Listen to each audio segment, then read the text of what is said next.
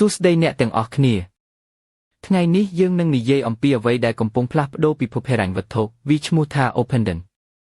វាជាគម្រោងដែលនាំយកទ្រព្យសកម្មពិតដូចជាប័ណ្ណបំណុលរដ្ឋាភិបាលអាមេរិកទៅលើ Blockchain សម្រាប់អ្នកមិនទាន់ស្គាល់ Crypto ឬ Cryptocurrency ជាប្រាក់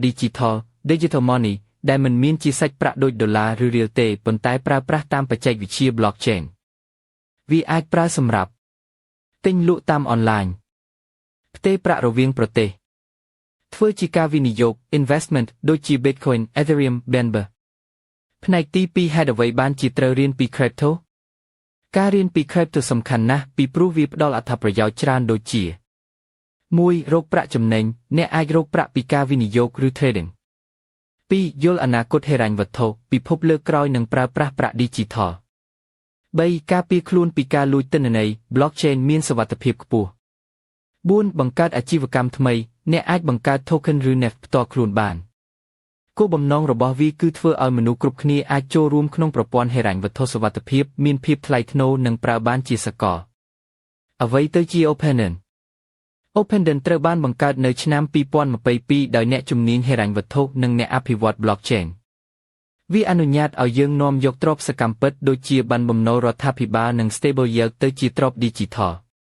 អត្ថប្រយោជន៍គឺធំសម្បើមប្រព័ន្ធថ្លៃថ្នូរ Transparent ប្រើបានសកលនិងមានការគ្រប់គ្រងតាមច្បាប់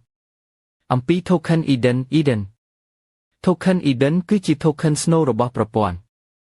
វាផ្ដល់អំណាចឲ្យអ្នកប្រើចូលរួមក្នុងការគ្រប់គ្រងប្រព័ន្ធនិងទទួលអត្ថប្រយោជន៍ពីការរីកចម្រើនអ្នកអាច stake Eden ដើម្បីទទួលបាន Chain ដែលមានតម្លៃកើនឡើងតាមការរីកចម្រើននៃបណ្ដាញភាពជាផ្លូវការនិងដៃគូធំOpendon មានដៃគូជាផ្លូវការជាមួយធនាគារធំដូចជា Benny Mellon ដែលគ្រប់គ្រងប្រាក់បញ្ញើនៃ Table Fund Binance និង Sefu ក៏បានរួមដៃក្នុងការអនុញ្ញាត Crypto ប្រើជាប្រាក់ធានាវាបង្ហាញពីភាពជឿទុកចិត្តនិងការទទួលស្គាល់ពីវិស័យហិរញ្ញវត្ថុជាសកលទិន្នន័យជាក់លាក់ Bell មានទំហំសរុបជាង205លាន USD Astro មានទ្រព្យធានាជាង212លាន USDទាំងអស់នេះអាចត្រួតពិនិត្យបាននៅលើ Blockchain បង្ហាញពីភាពថ្លៃថ្នូរពិតប្រាកដទស្សនៈនាពេលអនាគត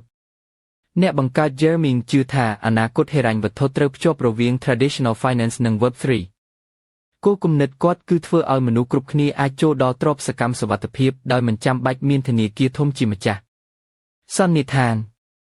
Opendon មិនមែនជាគម្រោងស្មារតីទេប៉ុន្តែជាស្ពានដែលភ្ជាប់ពិភពហិរញ្ញវត្ថុបុរាណនិង Blockchain វាបង្ហាញថាភាពថ្លៃថ្នូរនិងបច្ចេកវិទ្យាអាចទៅរួចជាមួយគ្នា